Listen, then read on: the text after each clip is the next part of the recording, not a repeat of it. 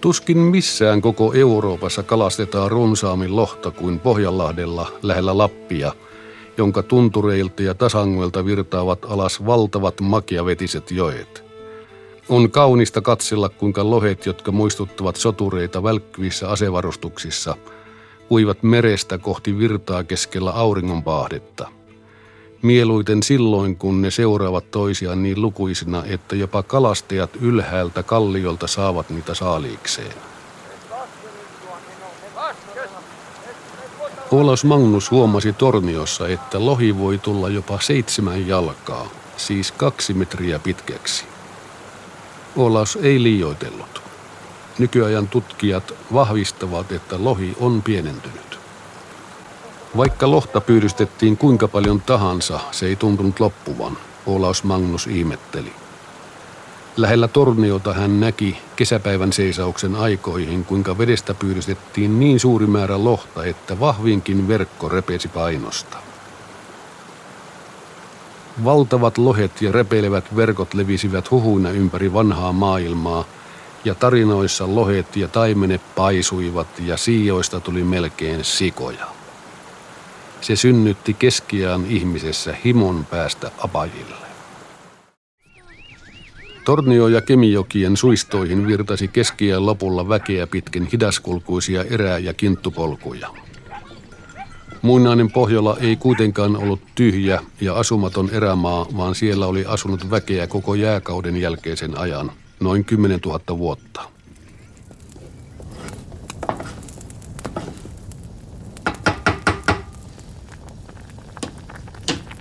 Lapin keskiajalla vuoden 1000 tienoilla Kemijoen suulla asui saamelaisia, mutta heidän epäonnekseen suomalaiset erätalonpojat ja kruunu haistoivat kotasavut, joissa kalamiehet kypsensivät vastapyydettyä merilohta, meritaimenta ja merisiikaa sekä eräjärvien haukea. Väkeä alkoi lappaa jokivarsiin Hämeestä, Satakunnasta, Savosta, Karjalasta ja Helsinglandista. Jouko Vahtola teki väitöskirjassaan päätelmiä suomalaisen väen alkuperästä. Kemijokivarressa on outoja paikannimiä, jotka muistuttavat Etelä-Ruotsin ja Pohjois-Saksan nimistöä. Lapsena luin Eerikin kronikkaa, Ruotsin vanhinta teosta. Siinä kerrottiin, kuinka karjalaiset hävittivät keskiajalla Ruotsin vanhan pääkaupungin Sigtunan. Kertomus jäi jostain syystä mieleen ja minun piti nuorena opiskelijana nähdä nykyinen Sigtuna, joka sijaitsee Tukholman lähellä. Paljon myöhemmin 1990-luvulla ajoin Tornioon pientä metsätietä pitkin ja tulin yllättäen Sihtuunaan, joka sijaitsi 1000 vuotta sitten Kainuunmeren rannalla, mutta maan kohoaminen paiskasi sen syvälle Peräpohjolan pöpelikköön. Tilanne Peräpohjolan ja Lapin jokivarsissa oli varmasti absurdi keskiajalla.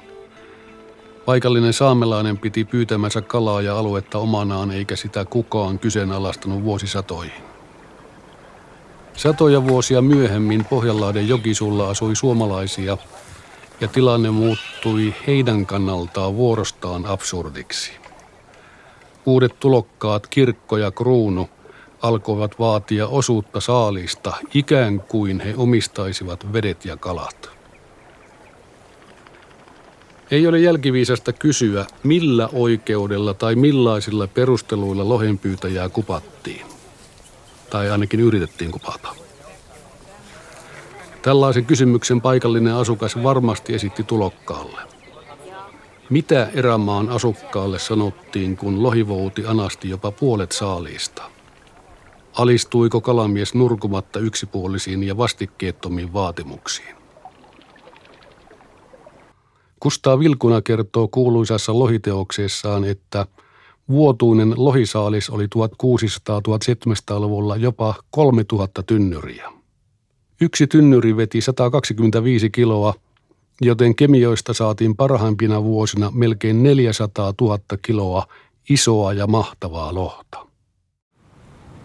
Tämän erämaassa syntyvän varallisuuden takia Ruotsin kruunu kiinnostui 1500-luvun puolivälissä erämaiden asuttamisesta. Kustaa Vaasa juristi vuonna 1542 erämaat kruunun omaisuudeksi ja myönsi erätalonpojalle starttirahaa uuden elämän aloittamiseen. Uudistilallisen ei tarvinnut lähteä Ruotsin suurvaltasotiin eikä maksaa veroa 15 vuoteen.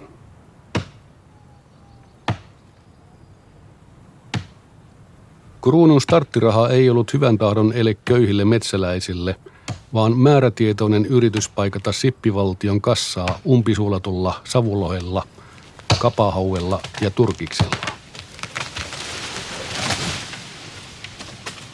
Kustaa Vaasa rakensi uudenaikaista valtiokoneistoa, palkkasi saksalaisia virkamiehiä, mutta oli samaan aikaan siunatussa sipissä.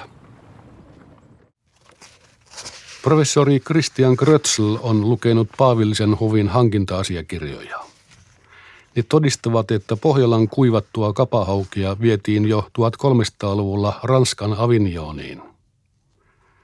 Sen ajan paavit erikoistuivat finanssitalouteen ja anekauppaan. Kun raha kirstuun kilahti, sielu taivaaseen vilahti. Avignonin paavit julistivat meidän pyhän Birgittamme pyhimyksiksi ja söivät sen jälkeen runsaasti Pohjolan kuivattua kapahaukia. Dominus vobiscum, et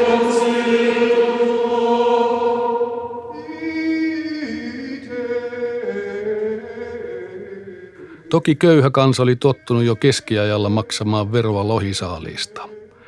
Kuningas Maunu Eerikin poika kehotti Kemin asukkaita suorittamaan piispalle lohikymmenykset. Se ei piispalle riittänyt. Keksittiin keino. Mooseksen käskyn ja keskiaikaisen kirkkolain mukaan pyhätyö oli ankarasti kielletty. Lohi ei kuitenkaan kumartanut kirkkolakia, vaan nousi uhmakkaasti sunnuntainakin kutemaan.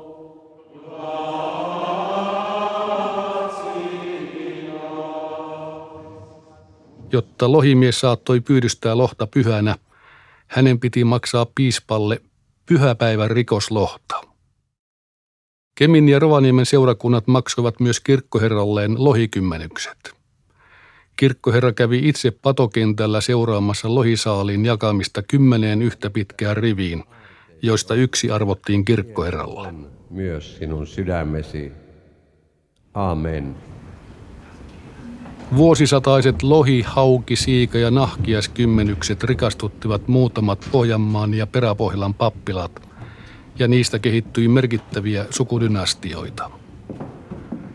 Maan parhaat henkiset voimat hakeutuvat kauas pohjoisen papivirkoihin.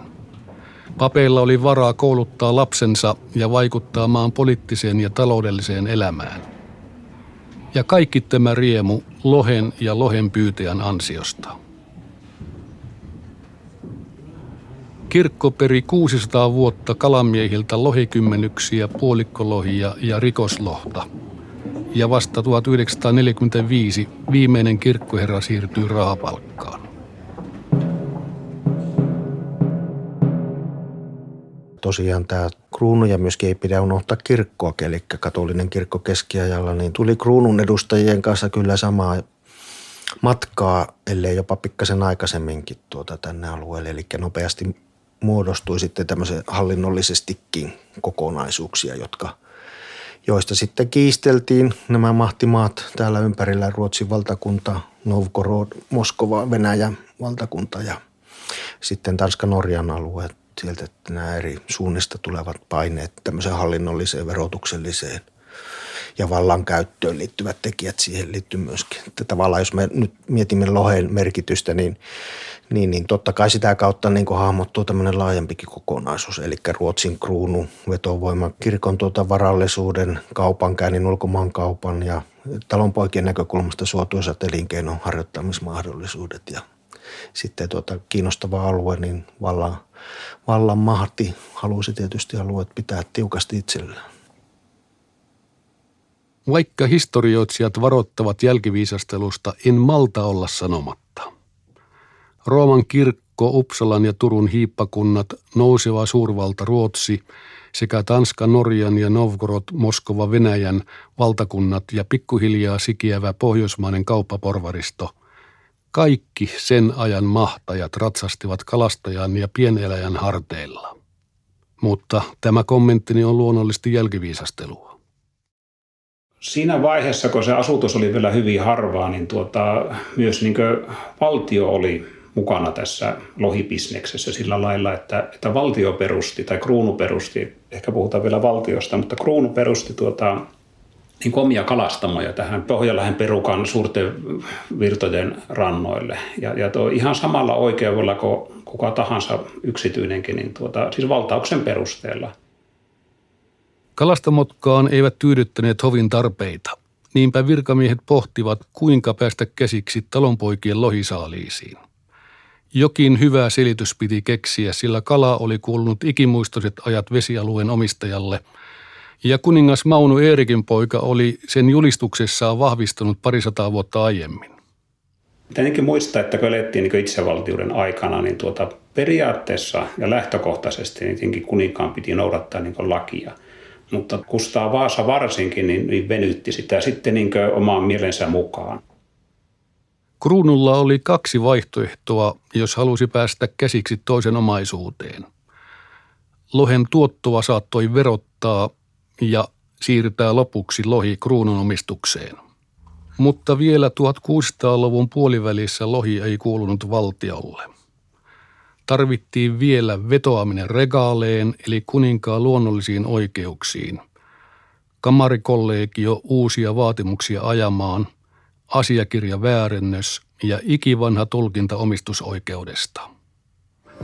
1500-luvulla muuan aatelismies toimitti kuninkaalle päätöksen, joka oli tehty ikiajat sitten, mutta hautautunut arkistoon. Se oli tärkeä ja kauaskantoinen asiakirja, jossa selitettiin, että kaikki Norlannin ja Suomen lohijoet kuuluivat kruunulle.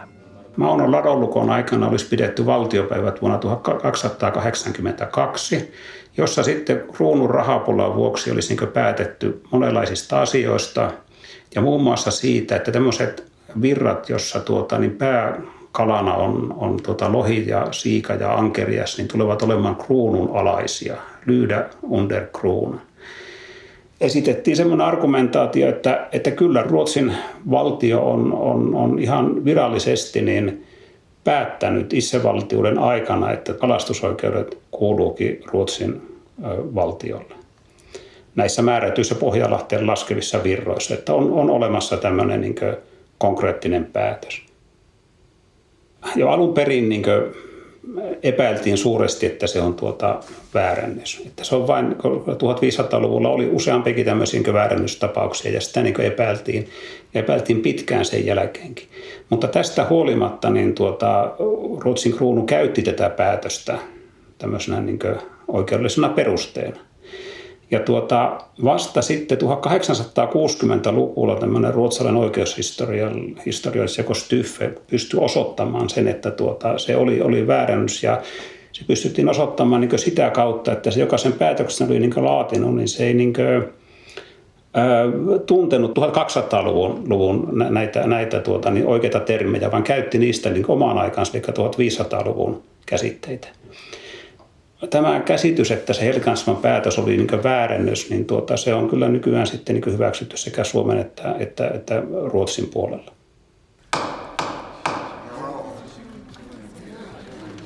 Mutta vaikka näin onkin, niin se kuitenkin niiden vuosisatojen aikana, eli 1600- ja 1700-luvun ja 1800-luvun alkupuolella, niin se aiheutti sen, että se valtiovalta sai läpi näitä vaatimuksia perustellen sitä kantansa tähän Helgeandsman päätökseen. Oikeustieteen tohtori Juha Joona on kirjoittanut kirjan lohen omistuskiistoista. Hänen mukaansa tiedämme jotain ikivanhoista omistusoikeuksista, joita noudatettiin erämaissa ennen kuin kruunun tilit antavat meille tarkempaa tietoa. Kyllähän se tämä ylimuistoisen nautinnan tyyppinen oikeus on ollut se ensimmäinen lähtökohta, taikka sitten valtaus. Eli jotka on ensimmäisenä tullut paikalle, eli tämä ensiksi saapuneen oikeudella, niin he on saanut kalastaa jossakin määrätyssä paikassa tai pitää hallussa jotakin määrättyä aluetta metsästykseen liittyen. Ja siitä on sitten vähitellen muodostunut semmoinen tapaoikeus, että muut eivät ole sitten kyseenalaistaneet tätä oikeutta. Vanhimmissa kirjallisissa lähteissä kylä omisti rannassa olevan vesialueen ja talo siitä tietyn osan. Tällainen omistusoikeus jatkui sukupolvesta toiselle ja näin syntyivät vanhan Ruotsin ensimmäiset lait. Ihan ensimmäinen tilannehan on ollut se, että ennen kuin Ruotsin valtio syntyi, niin oli maakunnat.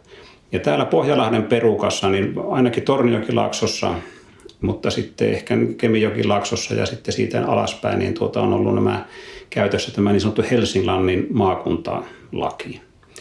Ja siinä on sitten lähtökohtana se, että vesialueen omistaa se, joka omistaa sen maan siinä vieressä. Ja on sitten katsottu, että tämä kylälle kuuluva oikeus perustuu juuri tähän niin kuin Helsinglannin lain säädökseen. Ja tämä sama pääsääntö, että joka omistaa maan, niin se omistaa niin kuin veden, niin tuli sitten myöhemmin tähän yleisvaltakunnalliseen lainsäädäntöön, eli Magnus Erikssonin laki ja sitten Kristofferin maanlaki, joka oli sitten koko Ruotsin valtakunnan yhteinen. Ja sitten myöhemmin 1734 lakiin, niin siinä kaikessa on se sama pääsääntö, että joka on saanut valtauksen perusteella sen maa-alueen niin itselleen, että jolle se kuuluu, niin se vieressä oleva vesialue kuuluu sille samalle kylälle. Kalastusoikeus kuuluu sitten niin vesialueen omistajalle. Kruunu alkoi todenteolla vaatia lohenkalastusta itselleen. Talonpojat sanovat, että he ovat aina maksaneet lohesta veroa ja se osoittaa lohen kuuluvan heille. Mutta mitä vastasi kamarikollegio, ylhäisaatelin ja kuninkaan etupuulaaki? Kamariherrat eivät edes nauraneet antaessaan uuden tulkinnan omistusoikeudesta. Siinä päätöksessä sanotaan, että vaikka he ovat maksanut tästä veroa, niin se ei ole mikään osoitus siitä, että tämä lohenkalastusoikeus kuuluisi talonpojille. Koska todellinen omistaja on se, ei ole se veron maksaja, vaan veron saaja. Eli joko valtiovalta tai sitten rälssi, jos on aatelisesta omaisuudesta kiinteistöstä kysymys. Eli siinä käännettiin se feodaalinen ajattelu, jotka juontaa juurensa sieltä Italiasta Keski-Euroopan kautta sitten Ruotsiin Kustaa Vaasan aikaan. Niin siinä lähdetään semmoista jaetusta omistusoikeutta koskevasta opista. Kun siihen asti on ajateltu, että se veronmaksu on osoitus siitä, että se kuuluu sille veronmaksajalle, niin nyt tämän opin kautta sitten, että se ei kerro siitä omistusoikeudesta, vaan se kertoo siitä, että sinä et omista sitä. Ja sitten alettiin puhumaan, niin siinä alkoi se terminologiakin muuttumaan, että se muutettiin vuokraksi se. Että se maksu oli sama ja ne veroluettelot oli samat, mutta alettiin puhumaan, että kysymys ei ollutkaan verosta, vaan tämä olikin vuokra.